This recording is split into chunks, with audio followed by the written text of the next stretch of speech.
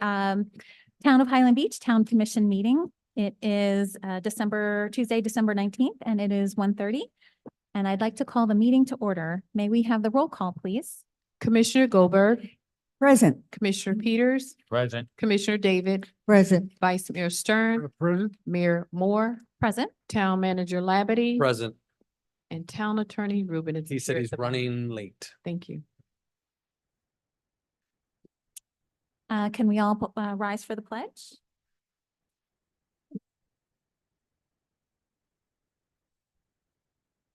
I pledge allegiance to the flag of the United States of America and to the republic for which it stands, one nation, under God, indivisible, with liberty and justice for all.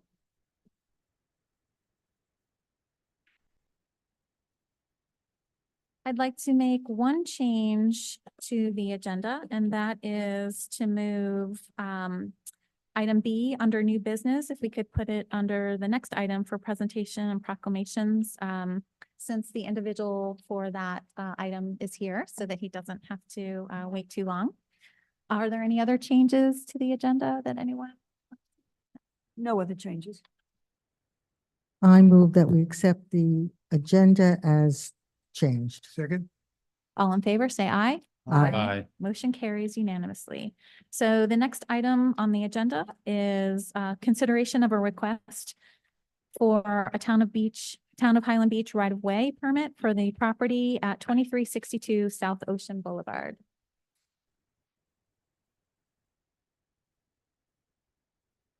Good afternoon, Commission. Jeff Freemus, Town of Highland Beach building official, standing in for Ingrid Allen. So I have some tall shoes to fill right now. Okay, we'll just go over the summary real quick. On December 7th, 2021, the Town of Commission adopted ordinance number 2021-018, which provides for the protection of the public right-of-way while also allowing certain improvements. And then pursuant to section 25.1 of the town code, it shall be unlawful to construct improvements or install new trees in new locations within the public right-of-way, including swales, without first obtaining a town right-of-way permit from the building department unless waived or otherwise determined by, not required by the Public Works Director. At the same time, the commission meeting passed, if you remember, passed a resolution which requires town commission approval for right-of-way permits, which is essentially why we are here. The applicant, who is here, is proposing a new single driveway and has received a driveway connection permit from FDOT, which is attachment number 1. And concurrent with this request for a town right-of-way permit, it is an amendment to FDOT's landscaping inclusive memorandum, the MMOA, for the same property. On June 8th, 2023, the planning board did grant major modification approval, and that was Development Order 22-0002 for the property, which included the addition of 2 garages, a covered entertainment area, and changes to the exterior facade and roof line. That was, of course, approved unanimously by the board. There is no fiscal impact. As you can see, there's an attachment for the FDOT driveway connection permit. And that's it. And if you have any questions, I might be able to help you, but I'm sure Mr. Willens would be happy. Anybody with any questions? No questions. No, I'm assuming that the changes that they made have nothing to do with this driveway. That is correct, because none of those change, they were Right. approved, but they were not, But that- they have not commenced with that. So this is a Good. standalone by itself right away for the driveway. I watched the presentation on planning board and I'm satisfied. No question. Are you satisfied that it meets all our requirements? Yes, both Ingrid and I both reviewed everything. FDOT is okay with it, so we're, happy to present it to the commission for your approval. I have no further questions then. Yeah. I have no questions either. With that, may we have a motion, please? Okay. I move that we approve the requested right-of-way amendment for property located at 2362 South Ocean Boulevard. Seconded. Excellent. All in favor, say aye. Aye. Motion carries unanimously. Thank you very much. for That was coming. easy. Yeah.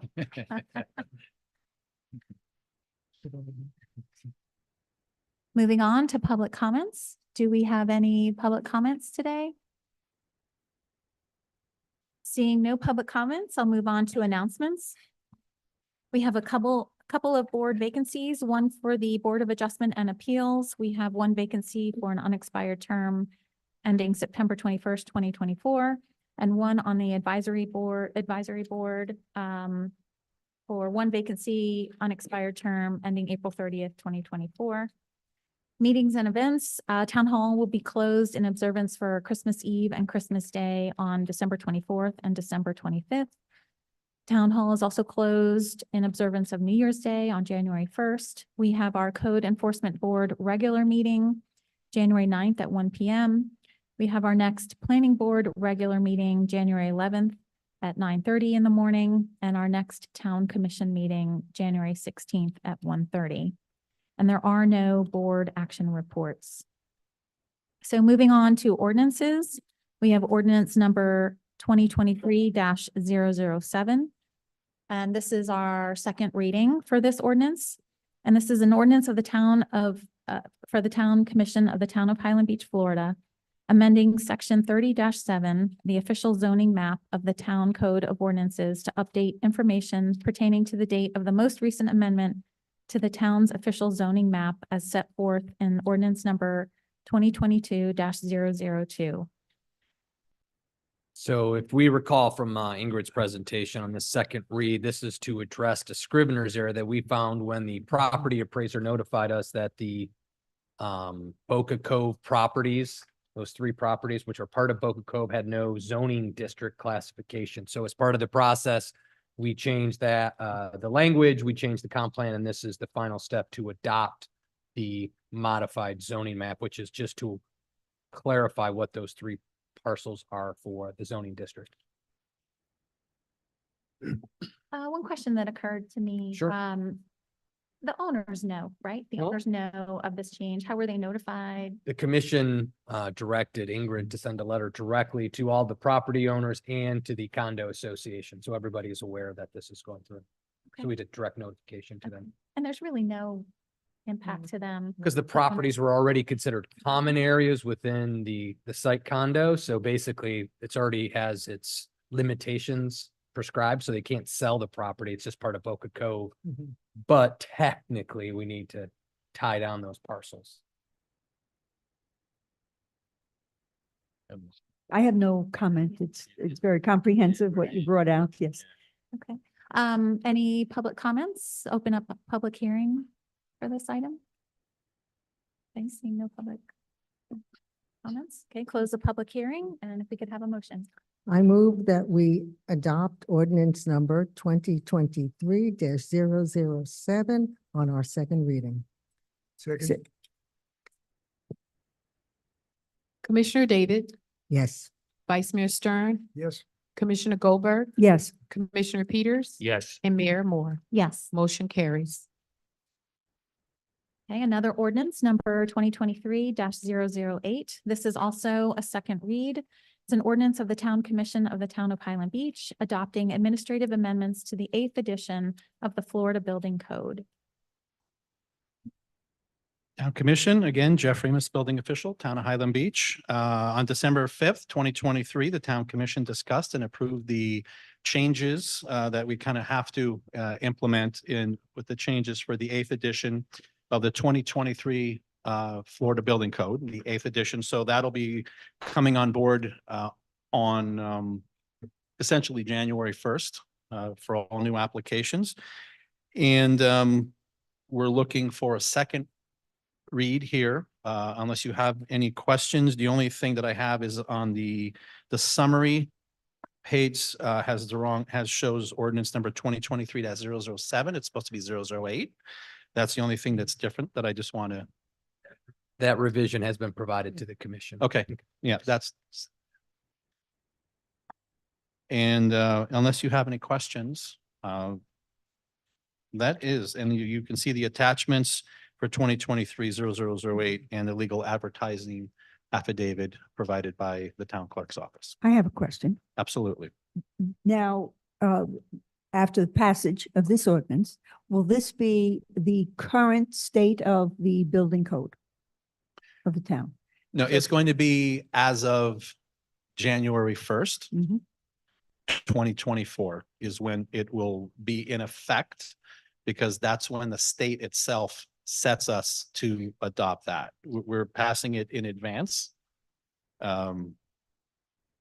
Okay. But if essentially it won't be effective because of the changes under the state statute until January 1st. Great, thank you. I'd like to open it up for public hearing. Do we have any public comments on this ordinance? Okay, seeing no public comments, I'll close the public hearing, and I think we're ready for a motion. I move that we adopt ordinance number 2023-008 on the second reading. Seconded, Commissioner David, Yes. Commissioner Goldberg, yes. Commissioner Peters, Yes. Vice Mayor Stern, Yes. and Mayor Moore. Yes. Motion carries. Thank you. Thank Thank you very Jeff. much. Moving along to the consent agenda, we have 3 items under the consent agenda. Any discussion on those items? If no discussion, if we could have a motion? I move that we adopt the consent agenda. Second. All in favor, say aye. Aye. Motion carries unanimously. Moving on to unfinished business, the first item, fire rescue implementation update.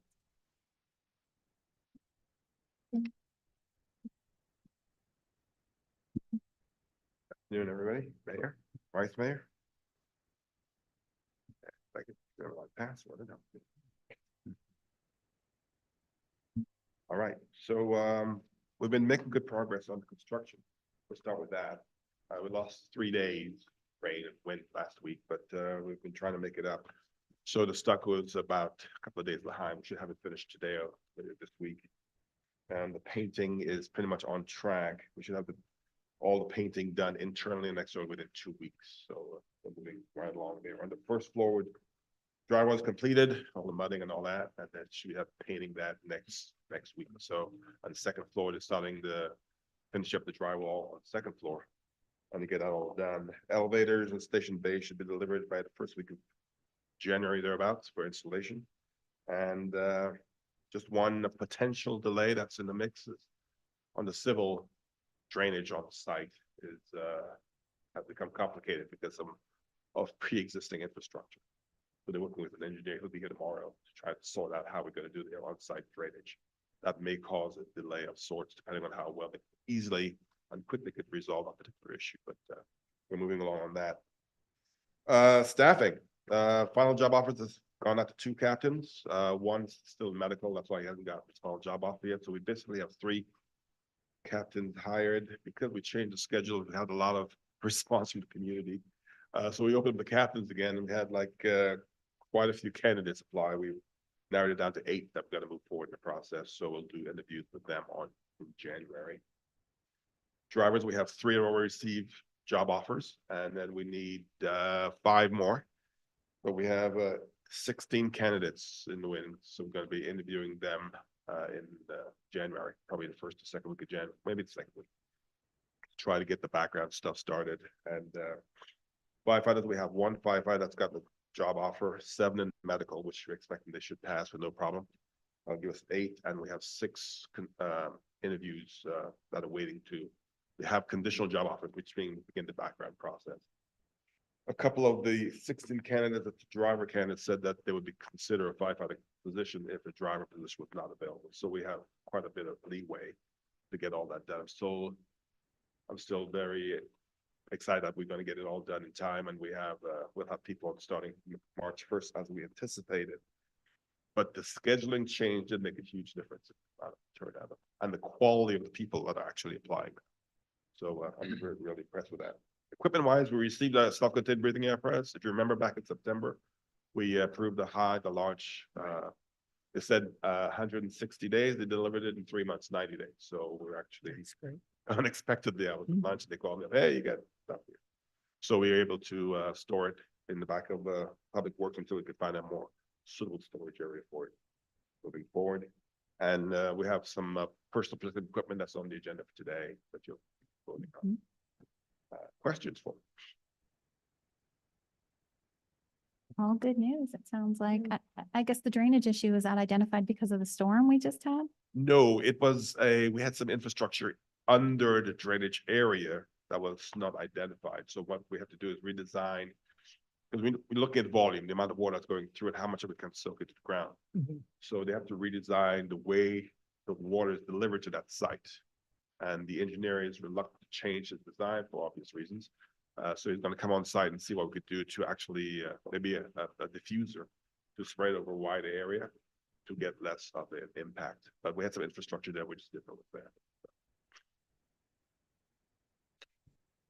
Thank you- you. oh. Sounds like everything is on track and actually ahead of track, a lot of it. I gotta say, kudos to Kaufman Lynn and their team. They're amazing, Okay. getting problems squared away. First floor, we changed from 3 shifts to 4, so we have to redo the kitchen. And they complain, but they're well ahead of schedule. They've made a huge change. The design's been changed. And they redoing the kitchen with and making good progress on it. So I think we're still on track. Great news. Great news. Thank you very much. Does that complete that update? So you indicated March 1st. Is that when you anticipate the bulk of the hiring? Well, we want to tier their hiring because we're starting a new fire department. So we want to set up the right environment. See, how do I put this delicately? Coach them in the right way, the right attitude, because this is a special place. And we don't want to bring people on board with an attitude, a legacy attitude that's probably not gonna match. And that's why we have had so much trouble with our employees, because if we go to the background, we see this person has had some issues in the past. I'm not gonna bring that issue here. So we have to get another candidate. So that's taking a little longer, as well as the medicals, it's taking a little bit longer. But so we want to so we want to bring the captains on ahead of time, show the policy procedures and get them on the right track, the right mindset. We'll give them a week to do that. Then we'll bring the drivers on, which is the kind of next level of informal leadership in the department for another week. So those guys could work together, come up with a game plan for when to bring the big crew on board, which is going to be the 3rd week of March. And then they'll have 6 weeks to meld that team into the individuals into a team. So it's a tiered approach to give them time to basically get to know each other and have a game plan and then implement the game plan with our supervision. Excellent. That's the plan. Mhm. Sounds like a good plan to me. I'm glad to hear Thanks. the progress that you're making. Excellent. Well, Thank you very much. thank you, Chief. Moving along, the update of the Florida Department of Transportation Triple R project. Yes. So you guys said it, March 7th will be the construction meeting. Where they will go over their means, methods, schedules, construction expectations for the community. So that's going to be on March 7th. Teresa, if I don't say this right, so between 5 and 6 PM, and we'll put a notice out, will be the virtual public meeting.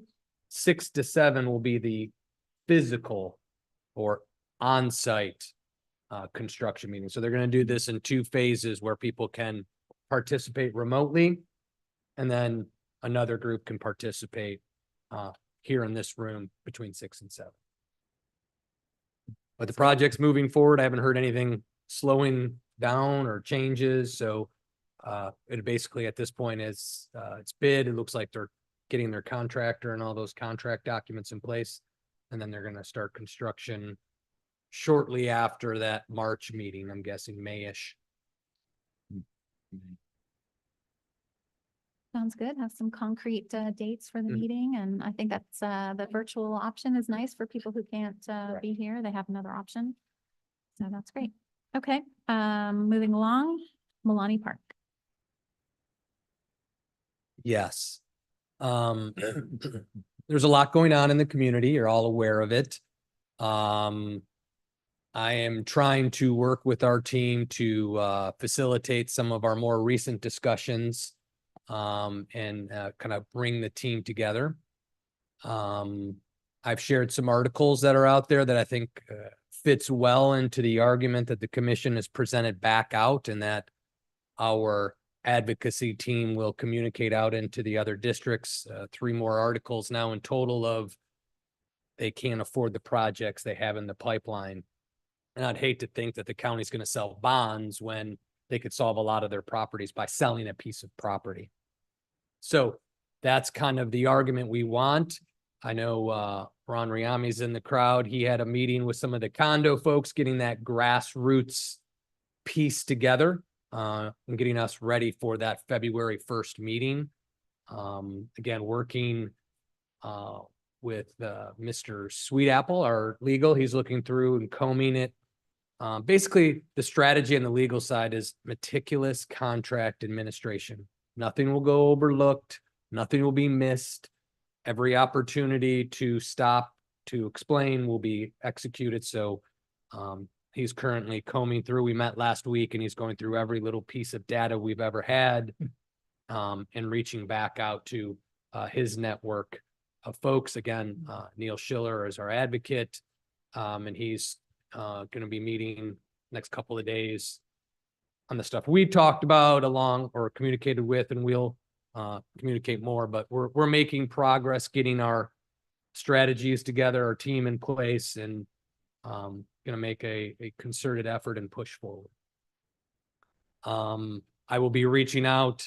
I know it's the holidays, but we can hang out on the phone, and just try to share some information as I get it and can communicate with each of you to see we could start getting some general feedback so you're all comfortable, your questions are answered. So when we bring something here for public discussion, there are no surprises, and good public debate can proceed. We had a BCA meeting today. In my closing, I'll discuss a little bit more, but the mayor from Boca, Singer, was there. And I suggested to him about Milani Park. We suggested, and he didn't know too much about it, but I said Admiral's Walk, which is the only building, I know Jeff's not here, but it's the only building they have that in Boca that's completed everything. And Sea Ranch is going to be involved. So he was going to look into it for us and see if he could, he didn't know too much about it or heard too much about it. So we opened his mind up anyway, and maybe get a little help from him. I believe there was a Scott Singer sighting on property today. Teresia's nodding her head. So I didn't get a chance to talk to him, but he was on site. So thank you. And maybe stir up the Boca contingent as well. Right. Great idea. Yeah, it's exciting to see everyone come together on this, and all the creative ideas on how to approach this. I think the more angles that we come at this, the better. And I think, one key is to our display of all the residents that are opposed. I think that is definitely key, February 1st at 6 p.m.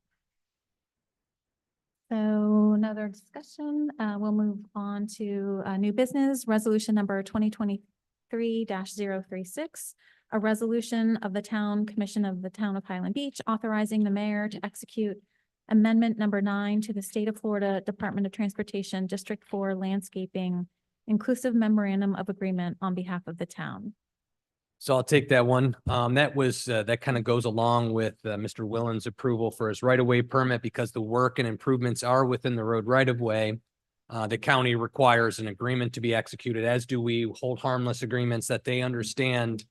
Anytime we do work in there, they've signed off that if things get damaged or ruined, they've decided to make that choice, and we are not obligated for those items. So once you get that approval, Ingrid reaches out to Mr. Willens, gives him the form to hold harmless, and he proceeds with the project. So in there, you'll see Ingrid has all the ones that we've added over the years, basically since I've been here. So we've been doing this. So it kind of keeps track of all the projects in the road right. Any other discussion on this? No, I think it's very straightforward. Yes. Yep. Okay, if we could have a motion? I move that we implement resolution number 2023-036. Seconded. All in favor, say aye. Aye. Aye. Next item, item C, approve and authorize the mayor to execute an equipment lease purchase agreement with Motorola Solutions in an amount not to exceed $294,016 for 23 portable radios for the police department. So as chief comes up here, I believe the Motorola reps here, maybe he'll offer us a better interest rate. But we were talking about the radio, so I'm going to publicly apologize to Chief Hartman. I gave him a pretty hard time when he brought this to me. But again, it is a necessity. You could hear the empty tones, him and Major O in the back, where boop, you just hear that sound. They're out of touch. The radio doesn't work, and that's basically what the initiative is. There really isn't many options. So I'll just turn it over. I just wanted to let him know. Give him a little bit of a rough time with the purchase because of the cost. As all department heads know, I don't like spending a lot of money. So there you go. You prepared us for this, that's for sure. Mayor, Commissioners, Chief of Department, and Police Department. As you read in the agenda item, you know, these radios have a cycle of life as it is, and we're coming towards the end of that. And the urgency for doing it in between the budgets was because of the problems that we have grown increasingly in number of dead spots where we can't transmit or we can't hear transmissions. That has increased in the town. It's become a critical officer safety piece on traffic stops. We are in our own buildings, and if you turn the radio up loud here, you would hear a hum to it. So that means somebody's transmitting and we're not getting that transmission. It's breaking that sound, but we're not getting anything. And then we can't transmit. That happens in our own building. So it's a huge officer safety piece. We've been working on this for well over a year and a half. Motorola's been terrific. Obviously, they are the sole source provider. They've done a lot of research, a lot of time in here with us trying to troubleshoot this, and in testing their radio that resolves this whole issue. And it goes right from the radio to 4G to Wi-Fi. So we've deployed these in the field in a test program 24/7 all throughout the town, and it completely eliminates those dead spots that we were hitting, no problems transmitting. And this is just something that mission critical, that an officer safety, that we need the tools to get this done. We would normally budget in a budget year for this type of number of radios. 23, we have 16 full-time officers, including myself, and we have 5 reserve officers that we utilize, Marine Patrol, different functions training. So each officer gets their own radio. That radio is programmed to them through dispatch. It's coded to them. Everything comes back to that officer, GPS. So each one would get one. We'd have a spare that we need. We know we've had issues with the radio before, and we always need that spare on hand. And then one would sit at our information desk so we can hear transmissions that go on during the day. So they're all going to be utilized and deployed. So what Motorola has done with us, and as you saw in a lease program, we can not take possession of these now. There's still lead time for these radios, but getting in it by the end of the year gets us quicker on the list and at a better price. And we would not have to make a first payment until January of 2025. So we can budget that first payment into next year's budget. It has no fiscal impact on our budget for this year. So that's why we're coming to you now this late day, this late in the game with this. Went through this with the manager, but he knows the time that we've been putting on it, and Motorola has put in with us in the field, trying to George Nassif is our executive account, has dealt with other municipalities that have gone through this, that are going through this, that have upgraded their radios. FAU, Boca's in the process, Palm Beach. So we're at that point, like everybody else in the game. And he can answer any questions if you have any technical questions. A lot of my questions were answered before with George, but Motorola has always been a leader. I mean, I had it back in '69 when I started as a police officer, and it's gotten better and better. And that's the big problem. And this new one, the next, I guess, like I said, there won't be any droppage, because if you're on a call and trying to save somebody's life and you can't get through, this is very important. And I guess also I didn't realize this P25 is full band, so you can go on the county or even our fire department, you can, if you're on calls together, you're in this, you can talk to each other. So I think this is a very important thing. Question. Certainly, What happens to the old equipment? Is there any value to it? We'd have it if we traded him. It's very minimal at this point because the technology. So we'll work that through them with the price if we're not going to keep them. Would you say that the problem that you're seeing is akin to the problem that they had in the World Trade Towers? Where they couldn't contact each other? Yeah, well, exactly. We cannot transmit, you know, the barrier island and they're all dealing with it, right? The signal here is not good. Our cell phones, Right. many of you working, trying to use your cell phones in here, you're not getting that. We run into the same problem with our radio this far east, with the antennas that don't reach Well, us. then we have to do it because it's a health safety issue and it has to be done. well, this is critically necessary, certainly. And the financing terms are very advantageous. So it all works. It's great. When would you get delivery of them? George? Yeah, 12 to 16 weeks. So at 12 weeks, I mean, if we're lucky. So you can see the kind of lead time on this. That's the urgency for us too of get to you now. Because of that, the program and Got it. necessities that have to happen with it. Is that a supply chain problem? Yes. Okay. Is there even another option for you to even consider? This is your. This is it. We've worked with every agency we can. Motorola bought specialists in to do the signal strengths on everything. We tested it. Once we deployed their test radios in the field, it was a no-brainer. Oh, This yeah. was the only thing that. Oh, so that, you tested other. No, we Oh, no, you tested didn't. just You their just plugged product, this and which it is worked. Motorola's sole source provider for this. Okay. But their new radio does solve that problem for us. The way it rolls over and doesn't just rely on the signal of the radio. And is there any benefit to buying the equipment as opposed to leasing the equipment? We're talking about that. David has looked into some research, so this may not be the final way we do this. We can get it done to make payments on it, but, or pay up a front, David, and tell manager have some ideas. Yeah, so David and I will look at this. Usually, as everyone knows, at the end of May, but before Memorial Day, we see what the property appraiser says our values are. So we could take a look to see what our budget looks like.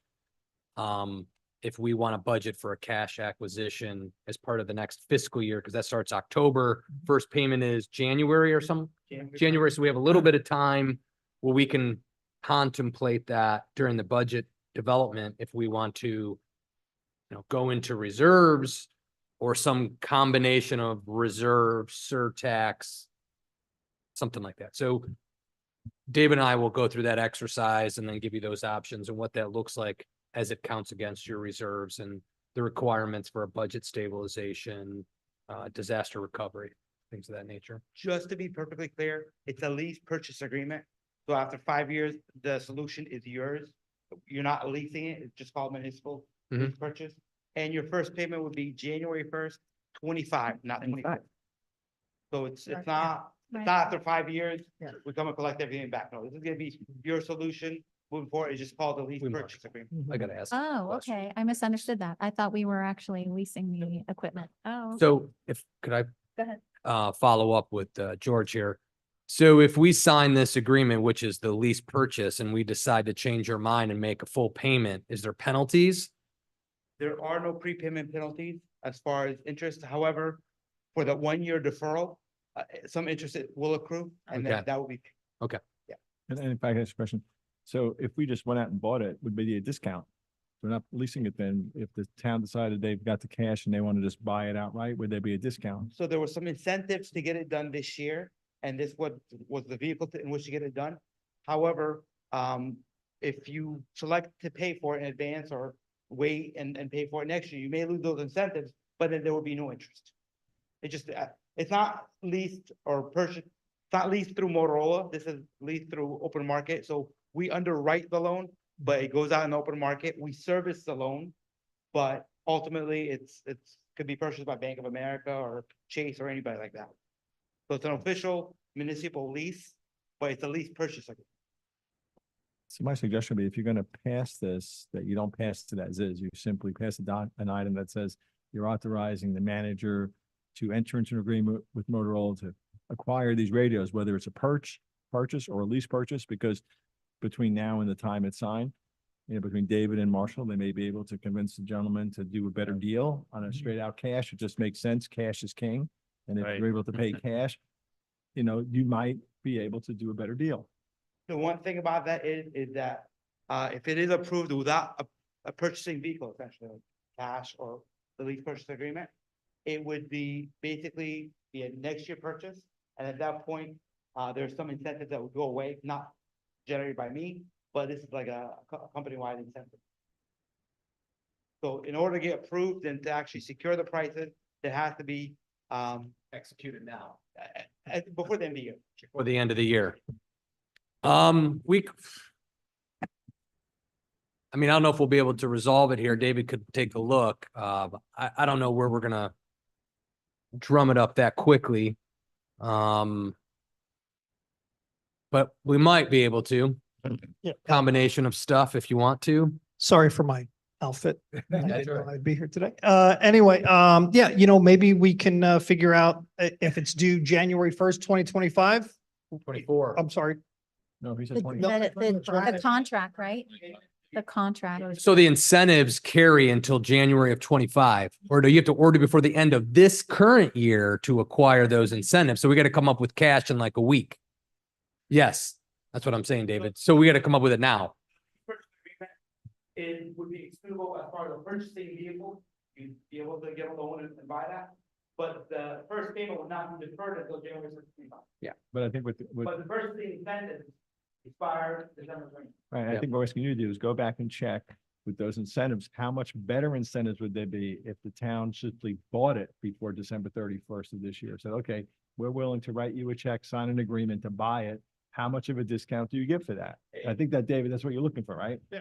Yeah. And the town's giving the authority, David and Marshall, to negotiate with you to come up with the best possible deal. Right. And that point has been addressed as far as, we're offering the town $500 per radio that they have in their fleet right now. That's part of the equation.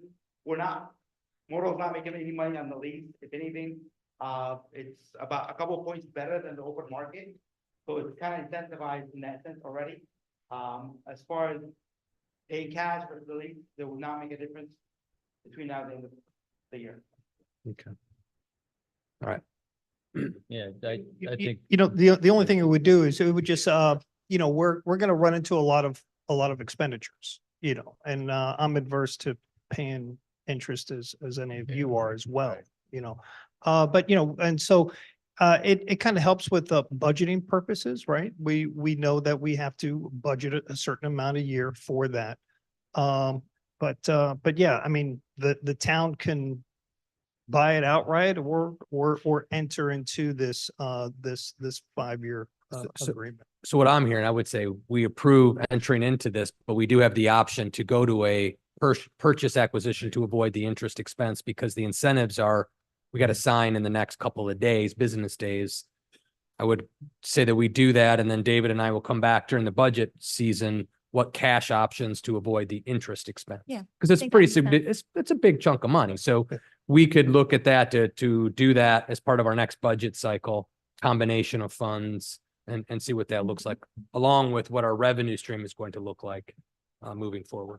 Another point would be where January 1st, 25 would be your first payment. You could pay in full by then, and then you would avoid the out years interest. Yep. Yeah. For the 1 year deferral, obviously there's gonna be a cost to that financially, Mhm. but beyond that, there are no prepayment penalties. Okay. There's no benefit though in paying it in the middle of the year versus at your payment, because that interest accrues compounds annually. Mhm. So it's like, the compound, so it's like after that first year deferral, you can pay, and then the following year will not have any interest. But say if you want to pay June of 25, you'd be paying the interest for the year of 20. I think instead of paying $55,000 worth of interest, if the town paid $231,180 to Motorola, they should be able to just buy this outright. That's correct. That's correct. So if they want to just buy it, $231,180 instead of $259, You know, that number was 94. 294. So it's a $55,000 savings in interest if the town says, we're gonna pull the trigger and buy it right now. So say you guys go with a lease agreement and you pay in full, January 1st of 25. You wouldn't necessarily be paying the 59,000. You'd only be paying the first part of it, which would be, I'm guessing here, around 12 to 13,000. So the incentive is $12,000 to $13,000, find cash in the next 7 business Yeah. days. And I don't know that we're gonna be Right. able to do that Right. together collectively to systematic. So I think we're looking at find a way to avoid the back 4 when we do the budget cycle. If it makes sense. Yeah. I mean, Yeah. yeah, Yeah. just if it. What is the life of this equipment anticipated? Typically, your next improvement would be 7 to 8 years out, and it was not gonna be based on like radius falling apart, but it's gonna be based on technology improvements, just like what we're having right now. So the life cycle of these devices the state says it should last about 7 years, but the Motorola solution really could last up to 10 years. And they're designed to last long. Is it possible that the technology would advance within the next 5 years, that the equipment might be obsolete in year 4 or year 5? This is a flagship solution. We just start selling it about 2.5 years. Typically, the life cycle is anywhere from 7 to 10 years. But the reality is that these are advanced devices that we're gonna be designing new capabilities for the foreseeable future. And the fact that they have both LMR, which is land mobile radio, the P25 infrastructure, and LTE, which is cellular data, really is gonna be your go-to solution. I mean, it's hard to predict the future, but I would say for the next 5 to 8 years. And then what kind of warranty or guarantee on the performance of the equipment is there? So within this quote is actually, we have a 5-year accidental protection. Anything happens to the devices, no questions asked. It also includes the cellular coverage for 5 years, which is not gonna be the finance part, but it's gonna be the annual prorated part that's not financeable, so therefore you're not gonna be paying interest on it. But that includes 5 years of cellular carrier coverage through AT&T, and that's pre-negotiated with Motorola. Like, we negotiate with AT&T and we pass on the savings to the town. So basically, it's a turnkey solution for 5 years. Beyond those years, you could elect to extend the accidental protection, you could elect to extend the LTE. But as you see it now, it has 5-year full comprehensive accidental and cellular coverage.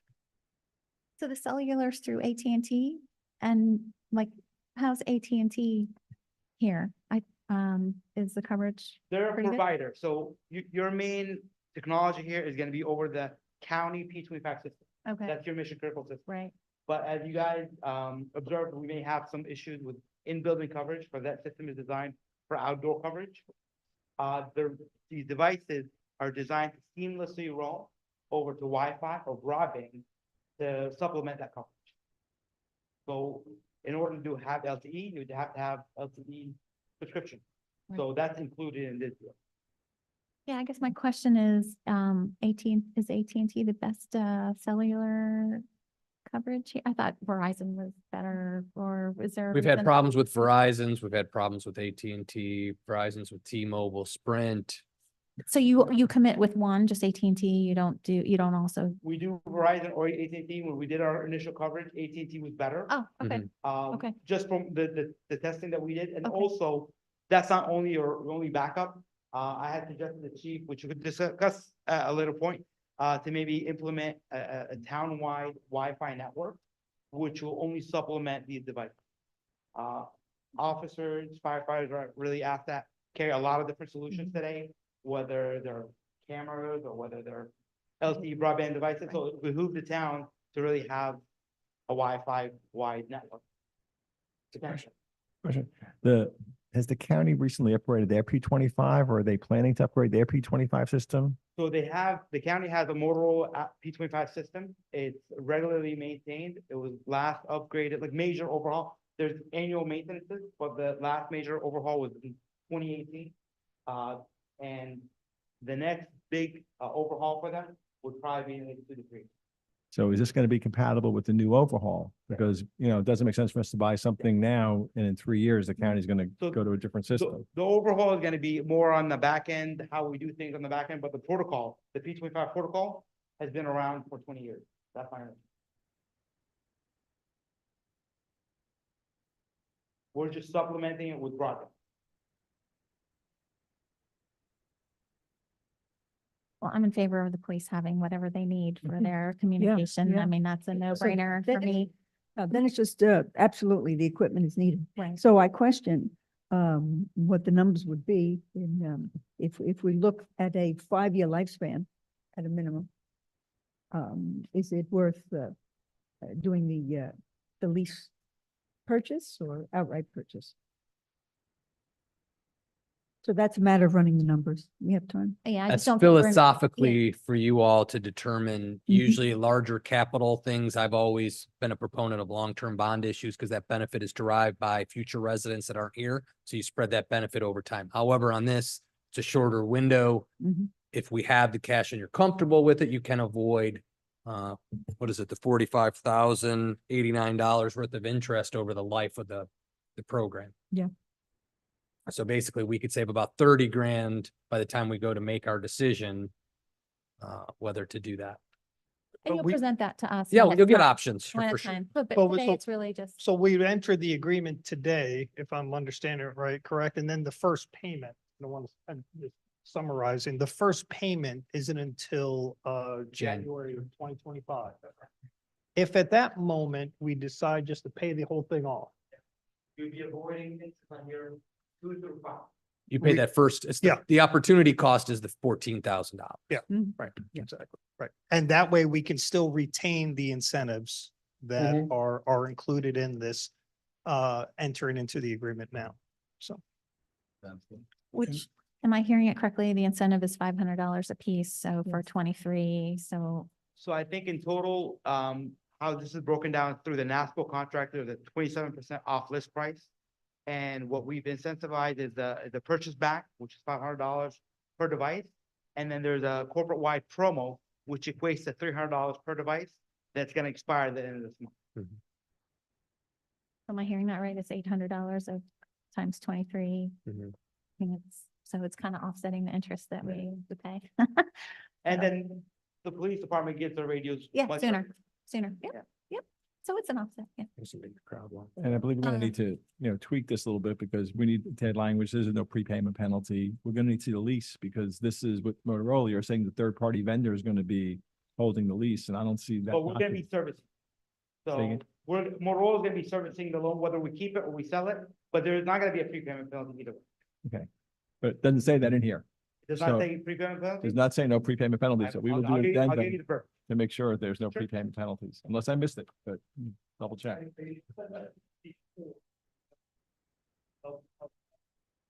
Is it covered, David? Oh, there is a lease purchase agreement. I just want to make sure we're covered.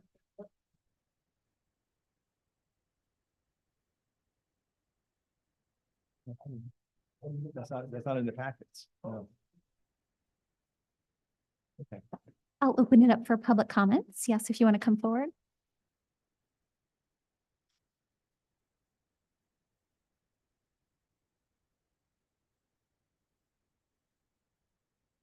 Ron Riami, Dalton Place. I spent most of my life in the equipment leasing business. So I could quickly help you determine what to do. I mean, they're gonna just sell the paper. They retain the servicing, they get kickbacks from whoever they sell it to. I mean, if you were gonna actually lease it, the best thing to do would be to like purchase it and then do like a sale lease back to another party, which they would just, I mean, you're paying a lot of interest and all other, you know, you get the deferred payment, all they're doing, you know, if you calculate the IRR, paying a lot of interest, which doesn't make any sense. I quickly help you out with my handy 12C and figure out what's the best way to go in a hurry. And I can look at the contract. I mean, generally, you know, there's prepayment penalties because there's a lot of interest in getting like a 5 or 6 year deal. So they're deferring your payments, I mean, obviously you're paying the juice for that first 12 months and then 2 to 5. And anyway, I mean, they like you to keep it for 5 years. And technically, they're not supposed to take depreciation on it, but they probably do. Et cetera. So anyway, happy to help. Okay. Thank you. Great. Thank you. Thank you. I mean, I'm in favor of the police getting this equipment. If everybody else is, and we can have a motion, please. I move that we approve and authorize the mayor to execute an agreement to acquire 23 portable radios for the police department in agreement with Motorola Solutions, Inc. at what is to be determined as the most economically feasible method. I second it. Seconded. Commissioner David, Yes. Commissioner Goldberg, Yes. Commissioner Peters. Yes. Vice Mayor Stern. Yes. And Mayor Moore. Yes, Motion carries. thank you. Thank you very Thank much. you, I know it's a big cost. Thank We you, George. realize that, but appreciate the concern that we had. for Right. the sake of support of this. Thank you. Yes, Of course. thank you, Chief. Thank you. Next item, to approve and authorize town staff to purchase the bunker gear from Bennett Fire Products Company Incorporated in the amount of $98,530.04 for the Fire Rescue Department in accordance with the Lake County Contract 22-730. So. Good afternoon, Mayor, Vice Mayor, Commissioners. Yeah, this is the gear that we use. Protective equipment when we go into, well, a dangerous environment, fire. We upscaled the gear a little bit, than what we originally purchased because, again, we have a very small team. So, the older, the cheaper, less expensive gear generally is very cumbersome. So you kind of lose a lot of energy just moving around it because it's not very accommodating to body motions. By getting a slightly more expensive but higher quality gear, you use less of that energy. So because we have a small team of only 7 people on shift, we want to have them last as long physically as we possibly can until there's a need for any assistance. So getting a better quality gear gives you longer longevity with their physical strength. And so that's the idea of it. This is a good quality, probably one of the best on the market. The manufacturer is on the Lake County bid, so it's on a general bid.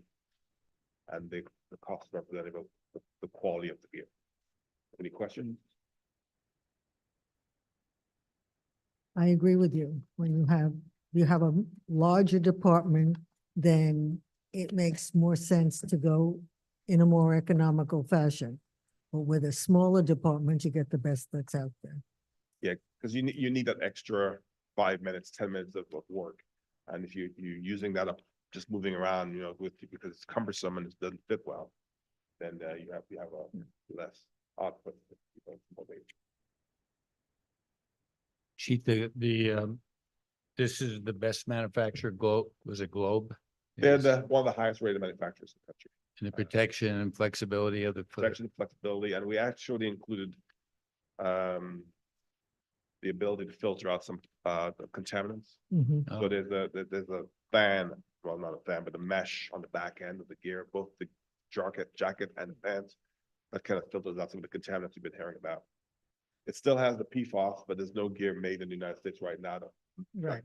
that doesn't have PFAS, but these it's smaller quantities, and it's away from the firefighter skin compared to some of the old gear that's less well made or well manufactured. So for flexibility and maneuverability, and we believe it's the best on the market. Okay. But the issue with the PFAS is when it's sprayed out and goes, right, it will stay contained in your. Well, the PFAS is used to maintain the vapor barrier between the outside environment and the firefighter. So it's actually impregnated into the outer shell of the gear, so it doesn't get wet and doesn't it allows the heat and humidity to go out and not come back in. That's the general, and they have not found a way yet to make gear to meet that heat, what they call TPP, which is the heat resistance requirements without the PFAS yet. They're still looking around for, but there's no gear out there right now that meets all the requirements on the NFPA that don't have PFAS in it. Having said that, if that changes over time, then Bennett said, you know, there's a way that they could retrofit the gear, they'll do it. But certainly, right now, that's the best that we can do with the technology as it stands right now. But there's some sort of insulation that would protect the firefighter from Yes, PFAS. so like yeah, there- because the gear is made in layers. So you have an outer shell, an inner layer between, and then the layer goes next to the skin. And all those have to breathe. So you want it to breathe out, but not back in. And so the PFAS is actually in the exterior area and sometimes in the layer between the firefighter skin or the firefighters in themselves. So you have that layer of protection. That's where it's usually located. And it allows the water to run off the gear without penetrating through. And that's technology that stands today. What's the useful life on these units? Okay, so using live, that's a good question. NFPA 1710, I think. Yeah, they came up with a framework that says that the gear has to be replaced about every 7 years. Right? So whether you use it, don't use it, wash it, don't wash it, it still has to be replaced every 7 years. But what we've been able to do in the industry, because some departments are busy, say Miami-Dade runs fires all day long, and then Palm Beach, one fire in 10 years. We've actually tried to extend that life a little bit, because what we'll do is we'll use that as the primary set of gear for the first 7 years. And then we get a replacement gear, we'll make those the backup set. All right, so we'll keep that for another 5 years, up to 11 years. Then we'll retire that gear. And then the new gear that we got will be the backup and replace. So we have a continuing cycle. That does allows several things. First of all, it gives you a second set of gear in case you have a fire and you need to get back out there. Number two is you have a damage to the gear, have to set repair it, then the backup set. So what we're going to do in the interim is we're going to get the top of the line gear for their first out, and we're going to get a few sets of the regular gear, you know, just regular sizes as a backup gear. But we're not going to get one for each person. We'll just get one, like 1 or 2 or 3 of each size. And that will allow us to have that same flexibility without having the large outlay for getting 2 sets of gear for each fire. And then as we matriculate that down the road, we'll be able to have a rotating schedule to minimize the financial impact, but maintain the quality and the safety for the firefighter. That makes sense. That makes sense to me, yeah. Chief, are you, how are you gonna do about sizing? Are you just gonna wait till you know the sizing of all your officers, then order it, or order just kind of a? That's a great question. So different the reason why sizes. we're trying to get the final letters sent out is because we want to bring them in, because the gear will be custom made for their size. Right. So we'll bring them in, measure them. And so when they arrive it takes about 2 months to get the gear delivered. So when they arrive for the first day, they'll have the gear with them. If not the first day, maybe the first or second week. So that's the urgency in getting them hired on. And that's why we started back in April, and we went through all those iterations of people and all that stuff. So I think we're still on track to get it, most of it done by, the holdup has been the medical physical, because you have to get blood work to come back and all that stuff. And, but hopefully by mid-January, the people that we have already sent letters to, will bring them in and measure. So, and get them going. And the people, as we get people signed off, we'll measure them and get them going, because Bennett said they will come in and actually measure them as we need them to. So hopefully by the time we get ready to do the actual final purchase, there'll only be 4 or 5, maybe 6 people that, you know, we have to, may have to wait on. And then we'll get the general gear, put them in that for right now. And when their gear comes in, we'll have the full set. What's the financial difference, the disparity between, this is the best equipment, Right. which is what we want for you.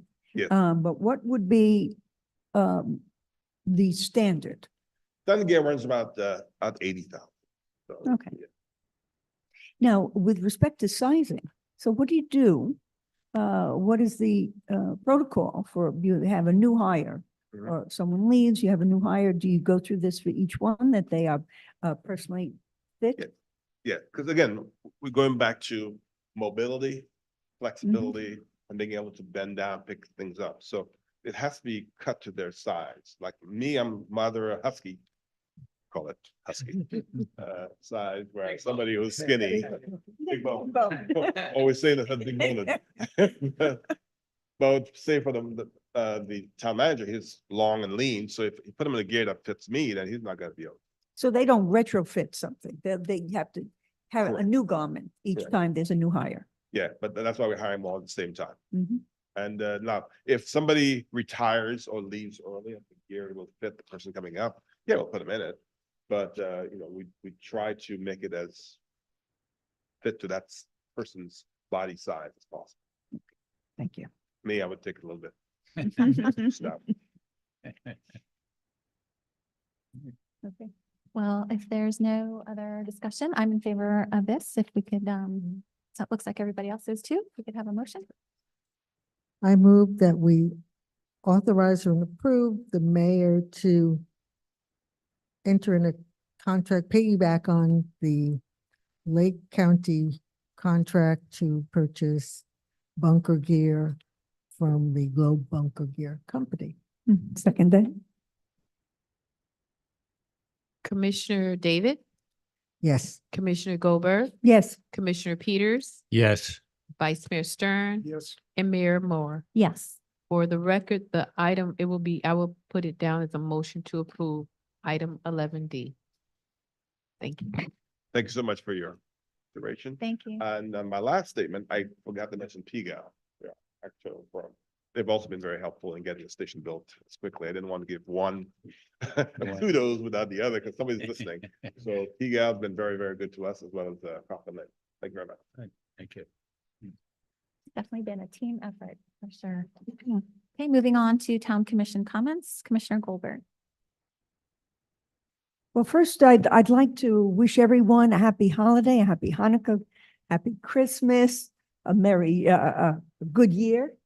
I am serving on the board since April. It's been an amazing experience. I want to acknowledge my appreciation to everyone that elected me. I look forward to a new term.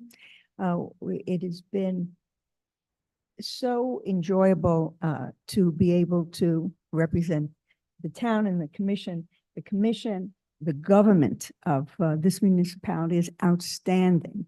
The personnel, the competence, and the people that are drawn to serve on committees are so interesting and have such a wealth of information and competence to add to what we have in this government. So I thank everyone. As to the particulars of what we've accomplished, I think I'll leave it also to the mayor who made an amazing speech this morning. And I ask that you repeat some of it so we get it down on the record. Again, I thank you and a happy holiday. Yeah, when we went to the beach, the BCA, David was there. Of course, our mayor was there. They had the three mayors supposedly of the three jurisdictions that it covers. We had Mayor Singer there from Boca. We didn't have the mayor, but we had the city manager was there. They gave speeches. Our mayor, Natasha, was there, did a great job. She loved the board, gave compliments to Marshall and all the residents for their input and all the committees and that, and did a great job. And I'd just like to thank her for that. I was proud to be from Highland Beach. Anybody wants, any of the board members that want to join the BCA, it's very good. It's got speakers, vendors. Our chief was there last meeting. And it's a great venue and you're kind of networking and you're finding what everybody's doing. So please, any of the condos that haven't joined, please join. And you can send anybody, your board, your manager can't be there. One of your people, residents can go. So it's a good organization. And I'd just like to wish everybody happy holidays. Thank you. Yeah, just happy holidays and a happy and healthy new year. We'll see you all in 2024.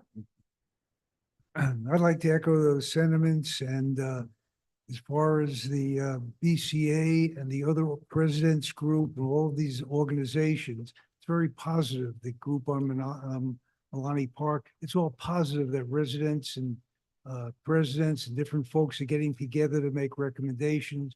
It really shows town participation, and personally, I think it's very welcomed.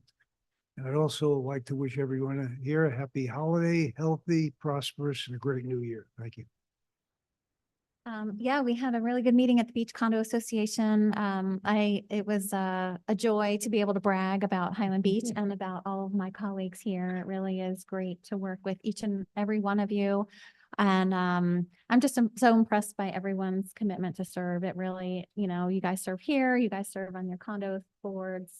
I mean, it's really very impressive that you guys take the time to do all that. And then, of course, Marshall, major kudos to you. I don't know that we definitely wouldn't have the success without your leadership and with everyone else in town staff. And we've really accomplished a lot this year. And, the fire station, I mean, we are just so excited about that. And that will be our biggest accomplishment. But we've had a lot of other good accomplishments as well. And the police department, the Marine unit, water plant, building department. We have so many great things going for us, and a lot of good things in the foreseeable future.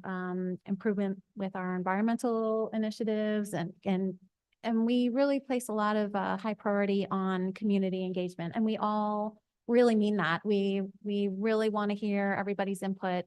We want to, make this, for each of us. And so we are interested in hearing everybody's ideas. So it's an exciting time. We're well positioned to continue to flourish in the future. And I'm really happy to be here. So I'd like to make one more comment. One of the reasons we are able to do all of this is that we work together as a cohesive team. There is no infighting, there is no backstabbing. We all want the same thing. We want the best town we can possibly have.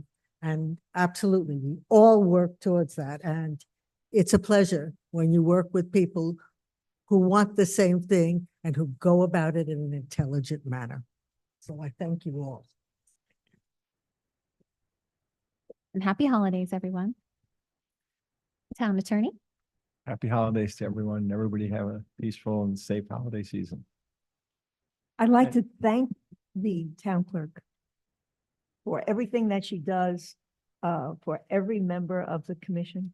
We couldn't do it without you. Thank you, Anna. Absolutely.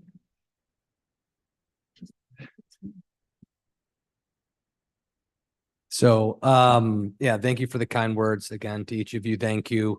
St. Lucie, Catholic Church, thank you for Father Horrigan for hosting the Mingle Jingle event. I thought it was a great success.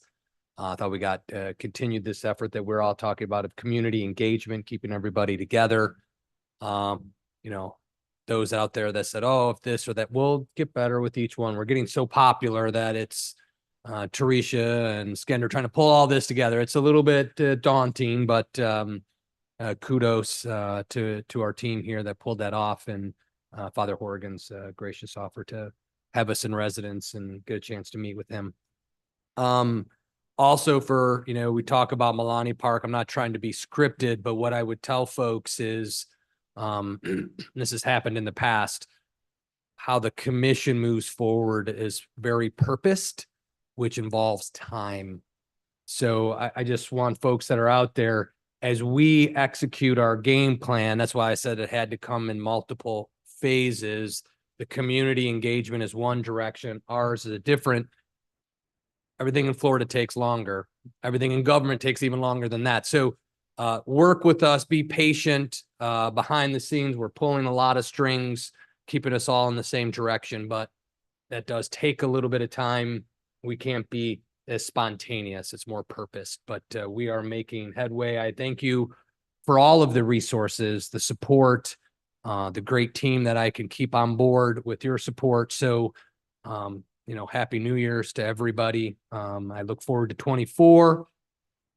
It's gonna be exciting. We got a lot of front and it's gonna be interesting and I look forward to it. Thank you. Excuse me, we also have to thank Rich Pollock and his great reporting and thank you. Oh, Rich. Rich. And with that, I think we can adjourn. Thank you, everyone. Thank you. Feel free to sign. Yeah, What's it? I'm gonna be, I just got. I was 3.5 hours. Oh, nice. Which one? Put it in your hands. It was just. Take a slow military. It's the weather, military. No, I got out just about 3.5 hours later. What's that? What happened is they diverted, they got caught in the storm and one plane went to.